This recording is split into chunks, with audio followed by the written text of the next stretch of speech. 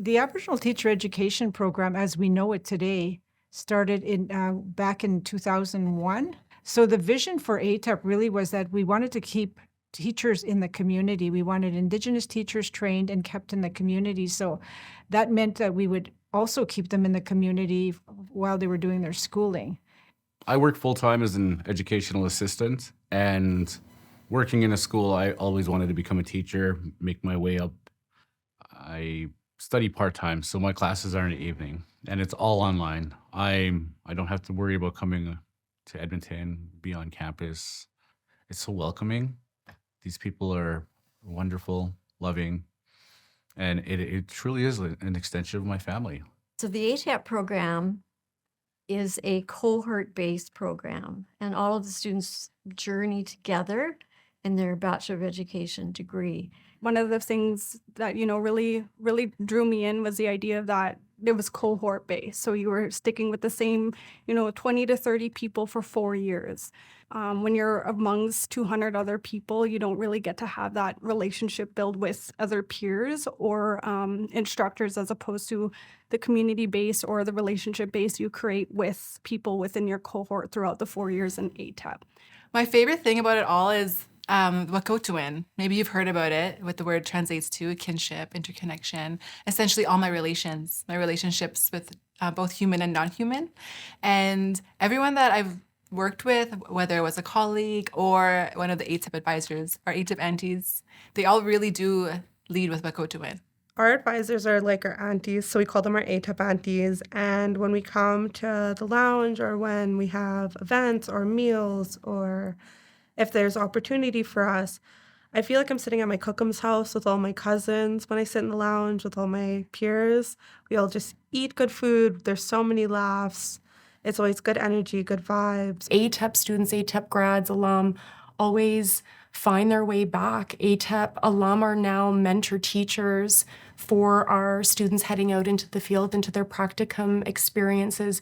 Dr. Steinhauer, it doesn't matter where she goes, she comes across and meets up with former students of the program, and they all need to give her a hug. They all need to share where they're at. I went to Portage College grad just a couple weeks ago, and one of the students there came from a distance to attend grad. She had been studying with this group. I think she was from further north, never met them in person. But yet when they met, they embraced each other. They had conversations as if they'd known each other all their lives. So that online community is built, and it's really, really strong. ATEP really provided me a safer space to think and do and act differently.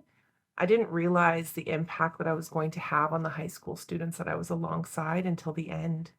And I still have students that were in my classroom that come up to me when I'm out in the community and say, "Cheris, can I give you a hug? Cheris, we miss you. Cheris, it was so cool how you used to take us outside and how you would read to us and you would do things differently." I've learned how to make ribbon skirts and beading, and I've done so many Indigenous-based workshops, and that's connections I didn't really have coming into the program.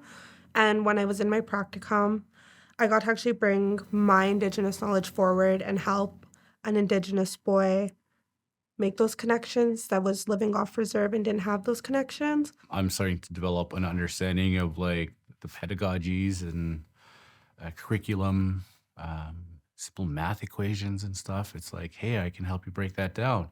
And I think, when I look back and I look at all the generations of the kids and the young learners that I've taught and had the opportunity to walk alongside, they feel what we felt. We teach the way we were taught.